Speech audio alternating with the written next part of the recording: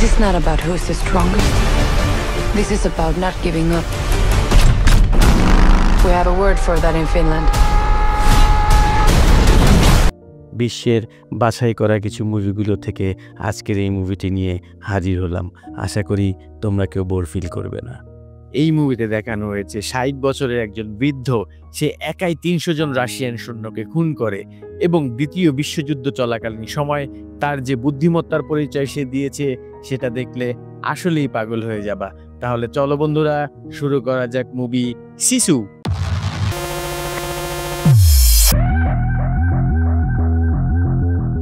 মুভির শুরুতেই আমরা একজন বৃদ্ধকে দেখতে পাই যার বয়স ৬০-এর উপরে, আর তার নাম হচ্ছে কর্পি। দ্বিতীয় বিশ্বযুদ্ধ চলাকালীন সময় সে ফিনল্যান্ডের কোনো একটি স্থানে গোল্ড মাইনিং করতেছিল, আর সে নদীর কাদামাটির মধ্য থেকে গোল্ড খোঁজার চেষ্টা করতেছিল। হঠাৎ সে দেখতে পায় তার পাত্রে অনেক ছোট ছোট গোল্ডের টুকরো, আর এইগুলো দেখে সে আনন্দিত হয়ে যায় অনেক, কারণ কর্পি এই সোনা খোঁজার পিছনে অনেকটা সময় ব্যয় করেছে। সেই সাথে তার এটাও বুঝতে বাকি থাকে না যে এখানে অনেক গোল্ড রয়েছে, তাই সে খুব দ্রুত গোল্ড খোঁজার সন্ধানে অনেক জোরে সোরে কাজ শুরু করে। অনেকটা সময় ব্যয় করার পরেও কর্পি এখনো তেমন কিছু খুঁজে পায়নি, তাই তার মনটা একটু খারাপ। এরপরই আমরা দেখতে পারি তার গর্তটা অনেক বড় হয়ে গিয়েছে এবং এই গর্তের নিচে সে একটা গোল্ডের খণ্ড খুঁজে পায়। এই খণ্ডটা ছিল অনেক বড়, আর এত গোল্ড দেখে সে আসলে নিজের আবেগ ধরে রাখতে পারছিল না। আসলে তার এখন কি করা উচিত সেটাও সে বুঝতে পারতেছিল না। যাই হোক, সেখান থেকে কর্পি সমস্ত স্বর্ণ উত্তোলন করে নেয় এবং এই স্বর্ণগুলো একটা ব্যাগের মধ্যে রেখে সে নদীতে গোসল করতে যায়। আর তখনই আমরা দেখতে পারি তার শরীরে অনেক কাটা ছেঁড়ার দাগ, যেন মনে হচ্ছে সে খুব একটা খারাপ সময় পার করে এসেছে। গোসল শেষ করে তার ঘোড়ার পিঠে চড়ে, তার সাথে একটা কুকুর ছিল, সেই কুকুরটিকে নিয়ে সে রওনা দেয়। সে এমন একটা জায়গা দিয়ে যাচ্ছিল যেখানে কোনো মানুষজন ছিল না, পুরাই মরুভূমির মতো একটা স্থান, যেখানে বিশ্রাম নেওয়ার মতো কোনো গাছপালা ছিল না এবং লুকানোর মতো তো কোনো স্থান নেই বললেই চলে। কিছুক্ষণ পরেই আমরা দেখতে পারি সেখানে জার্মান সেনাবাহিনীর একটা বহর চলে আসে, যারা কয়েকজন মেয়েকে কিডন্যাপ করে নিয়ে যাচ্ছিল তাদের মনের কামনা পূর্ণ করার জন্য। কর্পি এই জার্মান সেনার বহরকে পাশ কাটিয়ে চলে যাচ্ছিল। তার মনের মধ্যে কোনো ভয় ডর কিছুই ছিল না, সে ছিল শান্ত। সেই সেনাবহরকে কিছুই মনে করছিল না। সে শান্তভাবে যখন চলে যাচ্ছিল, তার এই ভাব দেখে জার্মান সেনার একজন সৈনিক, যার নাম ছিল ওল্ফ, সে কর্পির দিকে গান তাক করে তাকে হত্যা করার জন্য, কিন্তু সেই সেনার চিফ অফিসার নিষেধ করে যে না, ওকে হত্যা করার কোনো দরকার নেই, ওকে যেতে দাও, কারণ সে মৃত্যুর দিকেই যাচ্ছে আর সেখানে তার মৃত্যু এমনিতেই হবে। তো যাই হোক, কর্পি যখন ওইদিকে যাচ্ছিল, এদিকে আমরা দেখতে পারি জার্মান সেনার সেই বহরটা সামনের দিকে এগিয়ে যাচ্ছে। কর্পি যখন তার ব্যাগ ভর্তি স্বর্ণ নিয়ে সামনের দিকে এগিয়ে যাচ্ছিল, তখন সে দেখতে পায় আরও একটি জার্মান সেনার বহর। মূলত এই জার্মান সেনারা এখানে ল্যান্ডমাইন স্থাপন করতেছিল, আর তারা ছিল খুব ভয়ঙ্কর সেনা, যারা মানুষকে দেখলেই হত্যা করে, লুটপাট করে। আর পিছনে এই বহরটি আছে বলেই আগের জার্মান সেনার বহরে সেই চিফ অফিসার ওকে হত্যা করতে নিষেধ করেছিল। এই সেনা বহরের সেনারা তাকে ঘোড়া থেকে নামতে বলে এবং একজন সৈন্য সামনের দিকে এগিয়ে যায় তার ঘোড়ার ব্যাগের মধ্যে কি আছে সেটা দেখার জন্য। সে যখন সামনে এগিয়ে ঘোড়ার ব্যাগের মধ্যে দেখতে পায় অনেক স্বর্ণ রয়েছে, এটা দেখে তো তাদের মাথা নষ্ট হয়ে যায়। তারা বুঝতে পারে যে এই লোকটি মাইনিং করেই ফিরছে। সাথে সাথে সেখানকার সেনা কমান্ডো বলে যে তুমি হাঁটু গেড়ে বসো। আসলে তারা জানতো না যে কোনো সাধারণ মানুষ না, এই হচ্ছে একটা জলজান্ত কিলার মেশিন।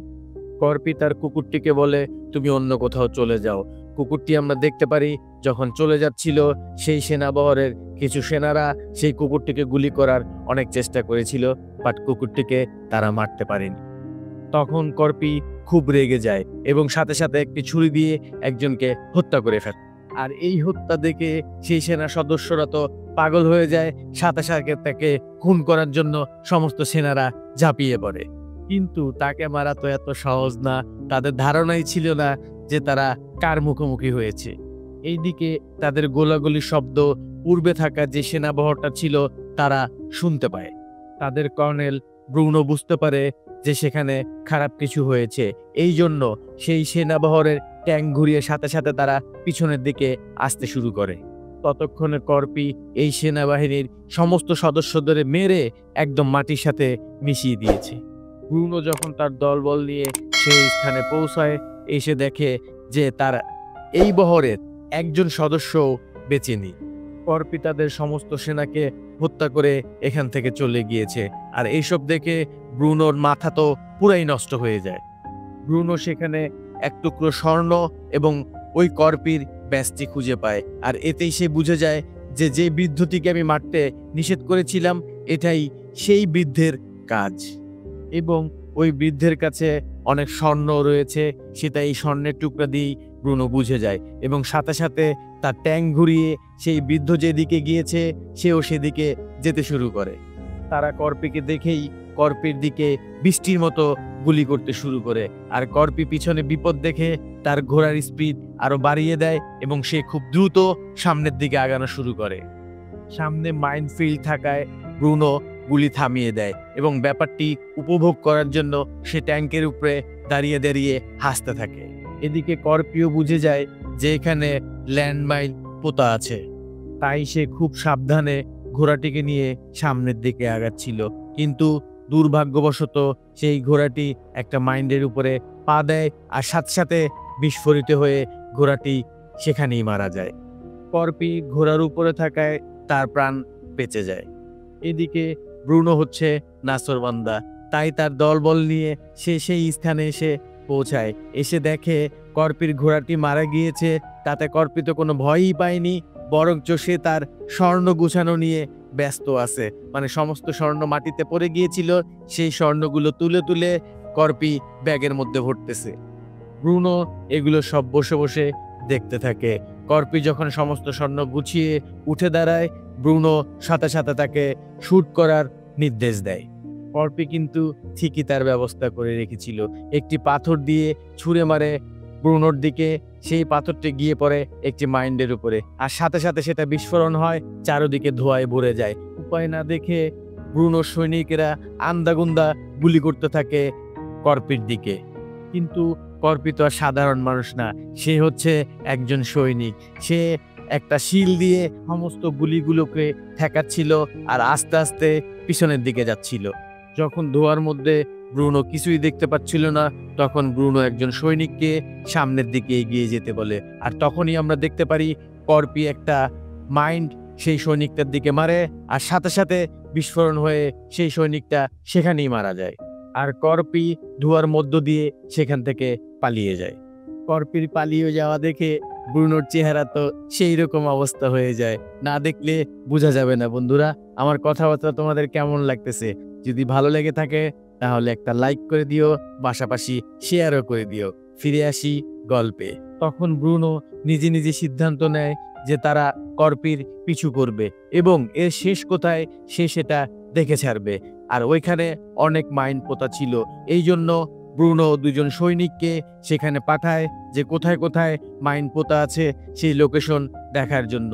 আর আমরা দেখতে পারি দুজন সৈনিক যখন যায়, একজন সৈনিক মাইন্ডের উপরে পা দেয় এবং তার শরীর ছিন্ন বিচ্ছিন্ন হয়ে যায় বিস্ফোরণের মাধ্যমে। তাই ব্রুনো আর কোনো ঝুঁকি নিতে চায় না।